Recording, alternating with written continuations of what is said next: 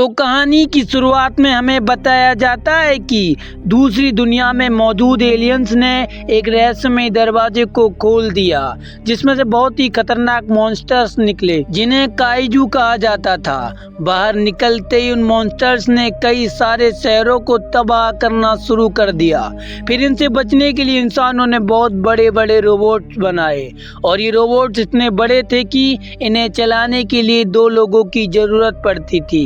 और इन रोबोट्स की मदद से उन्होंने सभी मॉन्स्टर को मार दिया और उस दरवाजे को भी बंद कर दिया। फिर हमें प्रेजेंट का समय दिखाया जाता है, जहां पर हम जैक नाम के एक बंदे को देखते हैं जो टूटे हुए विशाल रोबोट से कीमती सामान चुरा कर उन्हें दुगनी कीमतों में बेचता था। एक दिन वो एक विशाल रोबोट से कुछ कीमती सामान चुराने जाता है, लेकिन उसके पहुंचने से पहले ही कोई व्यक्ति उसे चुरा कर ले जाता है और जैक उसका पीछा करते हुए एक घर में पहुंच जाता है, जहां पर एक बहुत बड़ा रोबोट था। तभी वहाँ एक लड़की आती है जिसका नाम हमारा नमानी था, और वो पुराने रोबोट से कीमती सामान चुरा कर एक नया रोबोट बना रही थी, क्योंकि उसे लगता था कि काइजू वापस आएंगे और वो अपने द्वारा बनाए गए रोबोट से खुद की रक्षा करेगी। तभी वहाँ पुलिस आ जाती है, क्योंकि खुद का रोबोट बनाना गैर कानूनी था। फिर वो लोग उस रोबोट में बैठकर वहाँ से भागने लगते हैं, लेकिन तभी उनके सामने एक बहुत बड़ा रोबोट आ जाता है और ये दोनों उस रोबोट से बचने की काफी कोशिश करते हैं, लेकिन वो रोबोट ने पकड़ ही लेता है और इन दोनों को जेल में डाल दिया जाता है। तभी वहाँ जैक की बहन माको आती है और जैक उससे वहाँ से उसे निकालने को कहता है। तो माको उससे कहती है कि अगर तुम्हें यहाँ से निकलना है तो तुम्हें दोबारा हमारी कंपनी को ज्वाइन करना होगा। दरअसल जैक एक ट्रेनर था जो न्यू पायलट्स को बड़े बड़े रोबोट चलाना सिखाता था। जेल से निकलने के लिए जैक को अपनी बहन की बात माननी ही पड़ती है। इसके बाद जैक और हमारा एक प्लेन में बैठकर वहाँ पहुँच जाते हैं जहाँ न्यू पायलट्स को ट्रेनिंग दी जाती थी। वहाँ पहुंचकर जैक अपने दोस्त नेट से मिलता है, जो पहले साथ मिलकर जिप्सी रोबोट चलाते थे। तभी वहाँ कंपनी की ओनर आती है जिसका नाम साओ था। वहीं हम एक और व्यक्ति को देखते हैं जिसका नाम न्यूटन था, और वो दोनों साथ मिलकर काम करते थे। इन दोनों ने बहुत ही एडवांस किस्म के रोबोट बनाए थे जिसे दूर से एक पायलट भी कंट्रोल कर सकता था। साओ लोगों को अपने रोबोट्स के बारे में बताती है कि उन्होंने किस एडवांस किस्म के रोबोट्स बनाए हैं, लेकिन उन रोबोट्स को लॉन्च करने के लिए उसे माको की कंपनी से परमिशन चाहिए थी। लेकिन माको उसे परमिशन नहीं देना चाहती थी, क्योंकि उसका मानना था कि इन रोबोट्स को एलियन द्वारा हैक किया जा सकता है, जिससे रोबोट्स पूरी दुनिया के लिए खतरा बन सकते हैं। अगले दिन प्रेसिस के लोगों की एक मीटिंग थी और साओ भी इस मीटिंग में आई थी। जैक और नेट भी अपने रोबोट्स के साथ इस मीटिंग में पार्टिसिपेट करते हैं। उनकी मीटिंग चल ही रही थी कि तभी समुद्र में से एक शैतानी रोबोट्स निकलता है और जिप्सी रोबोट पर मिसाइल से वार करता है, जिससे वो तो बच जाते हैं, लेकिन वो मिसाइल एक बिल्डिंग पर लगती है, जिससे उस बिल्डिंग से एक हेलीपैड नीचे गिर जाता है। लेकिन जैक उसे रोबोट्स की मदद से पकड़ लेता है। फिर ये रोबोट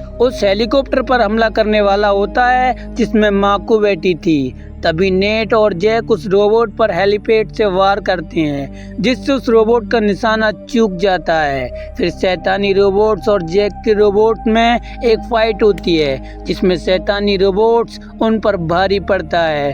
तभी जैक की नज़र माको के हेलीकॉप्टर पर पड़ती है, जो कि क्रैश होने वाला था। फिर जैक तेजी से उसकी तरफ भागता है, लेकिन वो उस हेलीकॉप्टर को नहीं पकड़ पाता, जिससे माको की डेथ हो जाती है। तभी वहाँ कई सारे रोबोट्स और आ रहे होते हैं, जिन्हें देखकर वो शैतानी रोबोट्स दोबारा समुद्र की गहराई में चला जाता है। जैक अपनी बहन के मरने के कारण काफी उदास हो गया था, लेकिन उसे पता चलता है कि मरने से पहले माको ने एक सिग्नल भेजा था, जिससे उन्हें एक टापू के बारे में पता चल जाता है। वहीं दूसरी तरफ हमें साओ कंपनी को दिखाया जाता है, जहाँ पर साओ न्यूटन से कहती है कि प्रेसिस में हुए हमले के कारण हमें हमारे रोबोट्स को लॉन्च करने की परमिशन मिल गई है, लेकिन हमारे रोबोट्स पूरी तरह तैयार नहीं है, इसलिए तुम्हें 48 घंटों के अंदर सभी रोबोट्स को तैयार करना होगा। फिर न्यूटन उन सभी रोबोट्स को तैयार करने लगता है। वहीं दूसरी तरफ हम जैक और नेट को देखते हैं, जो अपना जिप्सी रोबोट्स लेकर साइबेरिया के उस टापू पर पहुंच जाते हैं, जिसका पता माको ने अपने सिग्नल में दिया था। तभी एक रोबोट उन पर हमला कर देता है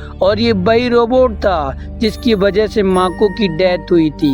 फिर जिप्सी रोबोट और उस शैतानी रोबोट के बीच दोबारा फाइट होती है जिसमें दोनों रोबोट से एक दूसरे पर भारी पड़ते हैं, लेकिन अंत में जैक उसके सीने पर वार कर पावर कोर को निकाल लेता है जिससे वो रोबोट नष्ट हो जाता है। जब जैकी चेक करता है कि इस रोबोट को कौन कंट्रोल कर रहा था तो उनके होश उड़ जाते हैं, क्योंकि इस रोबोट को कोई इंसान नहीं बल्कि काइजू का दिमाग चला रहा था। फिर वो दोनों उस दिमाग को एक लैब में लेकर आते हैं। तब उन्हें पता चलता है कि ये काइजू का असली दिमाग नहीं बल्कि इसे इंसानों द्वारा बनाया गया है। वहीं दूसरी तरफ हम अमारा को देखते हैं जो उस रोबोट को चेक करने के लिए उसके अंदर जाती है। जब उसे चेक करती है तो उसे पता चलता है कि इस रोबोट को 100 कंपनी द्वारा बनाया गया था और वो ये बात जैक को बता देती है। वहीं दूसरी तरफ हम 100 इंडस्ट्रीज को देखते हैं जो पूरी दुनिया में अपने रोबोट्स को लॉन्च कर देते हैं। लॉन्च होते ही रोबोट्स बदलने लगते हैं क्योंकि इन रोबोट्स के अंदर काइजू का दिमाग था।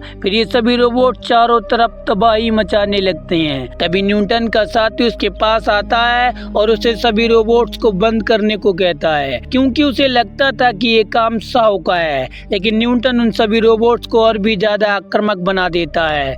जब उसका दोस्त उसे रोकने की कोशिश करता है तो वो उसे भी मारने लगता है क्योंकि एलियंस ने न्यूटन को अपने बस में कर लिया था। तभी वहाँ 100 भी आ जाती है और न्यूटन पर गन से वार करती है, लेकिन वो वहाँ से भाग जाता है। फिर वो दोनों उन सभी रोबोट्स को डीएक्टिवेट करने की कोशिश करते हैं। वहीं दूसरी तरफ हम उन रोबोट्स को देखते हैं जो आक्रामक होने के बाद उन सभी दरवाजों को खोलने लगते हैं ताकि काइजू इस दुनिया पर आ जाएं और इस दुनिया को तबाह कर उस पर अपना कब्जा कर लें। साओ और उसके साथी उन सभी रोबोट्स को डीएक्टिवेट तो कर देते हैं, लेकिन उनके डीएक्टिवेट होने से पहले ही वो इस दरवाजे को खोल देते हैं और उसमें से 3 काइजू बाहर आते हैं और जापान में स्थित ज्वालामुखी की ओर जाने लगते हैं। तभी डॉक्टर गोटलिन उन्हें बताता है कि अगर काइजू का ब्लड ज्वालामुखी में गया तो वो ज्वालामुखी विस्फोट हो जाएगा और चारों तरफ अग्नि और जहरीली गैस फैल जाएगी जिससे सभी इंसान खत्म हो जाएंगे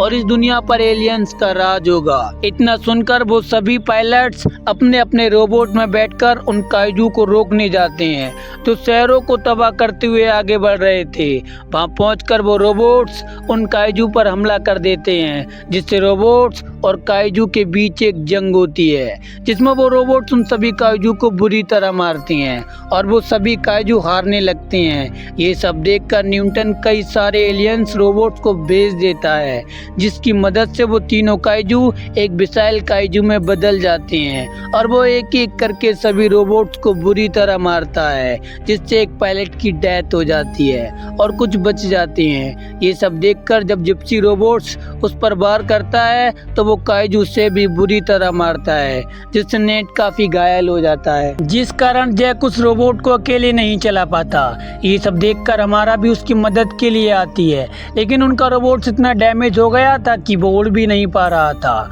वहीं दूसरी तरफ काइजू जापान में स्थित ज्वालामुखी के पास पहुंचने वाला ही होता है तो इधर हमारा का रोबोट उसके पास आता है और जिप्सी रोबोट में एक थ्रस्टर को जोड़ देता है जिस कारण वो आकाश में उड़ने लगता है। दरअसल जैक जिप्सी रोबोट को उस काइजू से भिड़ाना चाहता था ताकि उसका अंत हो जाए। जिप्सी रोबोट काइजू से टकराने वाला ही होता है कि तभी हमारा का रोबोट जिप्सी रोबोट में एक होल कर देता है जिससे हमारा और जैक जिप्सी रोबोट से बाहर आ जाते हैं और जिप्सी रोबोट उस काइजू से एक बम की तरह टकरा जाता है जिससे वहां पर एक बहुत बड़ा ब्लास्ट होता है और काइजू उस ब्लास्ट में मारा जाता है और हमारा के रोबोट की मदद से वो दोनों बच जाते हैं। जब ये बात न्यूटन को पता चलती है कि उसका प्लान बुरी तरह चौपट हो गया तो वो प्लान बी को एक्टिवेट करने की कोशिश करता है, लेकिन तभी वहाँ नेट आ जाता है और उसे एक पंच मारता है। फिर वो लोग न्यूटन को अपनी गिरफ्त में ले लेते हैं, लेकिन उसका दिमाग कभी भी एलियन के कब्जे में था। वो न्यूटन के जरिए जैक से कहता है कि